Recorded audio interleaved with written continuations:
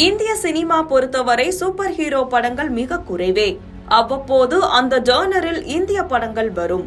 அப்படி மலையாளத்தில் உருவாக்கி பெரிய அளவில் கவனிக்கப்பட்ட சூப்பர் ஹீரோ படம் மின்னல் முரளி.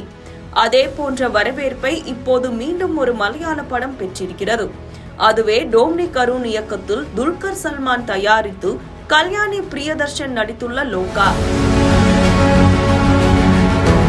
பொதுவாகவே சினிமாவில் ஆண்கள் மட்டுமே சூப்பர் ஹீரோவாக இருக்கும் நிலையில் மலையாளத்தில் முதல் பெண் சூப்பர் ஹீரோ படத்தை கொடுத்திருக்கிறார்கள். கதைக்களம் என பார்த்தால் பெங்களூரில் தன் நண்பர்களுடன் தங்கி இருக்கிறார் நஸ்லன். அவரது எதிர் வீட்டுக்கு புதிதாக குடி வருகிறார் கல்யாணி பிரியதர்ஷன். துவக்கத்தில் கல்யாணி மீது ஒரு ஈர்ப்பு ஏற்படவே அவரை கவனிக்க துவங்குகிறார் நஸ்லன்.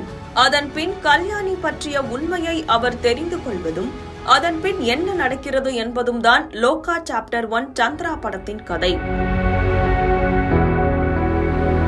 படத்தில் கல்யாணிக்கு இருக்கும் சூப்பர் ஹீரோ பவர் வைத்து அவர் போடும் சண்டைகள் எல்லாம் பயங்கர மாஸ் என பாராட்டி வருகிறார்கள் ரசிகர்கள். மேலும் இப்படத்தை மின்னல் முரளி போல இப்படமும் கொண்டாடப்படும் எனவும் சொல்கின்றனர்.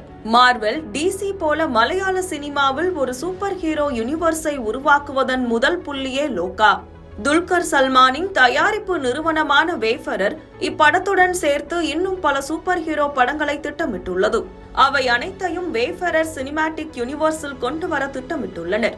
அவற்றுக்கான அறிமுகமாக இப்படத்தில் சில சூப்பர் ஹீரோக்களை காட்டியிருக்கிறார்கள். சாத்தன் என்ற மாயவித்தை செய்யும் பாத்திரத்தில் டொவினோ, இருவால் கொண்டு சண்டையிடும் ஹீரோவாக துல்கர் சல்மான், மூத்தோன் என்ற சூப்பர் ஹீரோக்களின் தலைவன் பாத்திரத்தில் வந்து முகம் காட்டாமல் குரல் மட்டும் கொடுத்திருக்கும் மம்புட்டி என அனைத்திலும் முன்னணி நடிகர்கள் இடம் பெற்றிருக்கிறார்கள். பெரிய அளவில் உழைத்து செலவு செய்து பிரம்மாண்டமாக உருவாக்கியிருக்கிறது லோகா. நேற்று வெளியான இப்படத்திற்கு பார்வையாளர்களின் ஆதரவு அதிகமாகவே கிடைத்திருக்கிறது.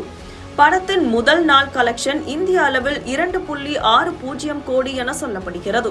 பெரிய நட்சத்திரத்தின் படங்களுக்கு வரக்கூடிய முதல் நாள் கலெக்ஷன் இது.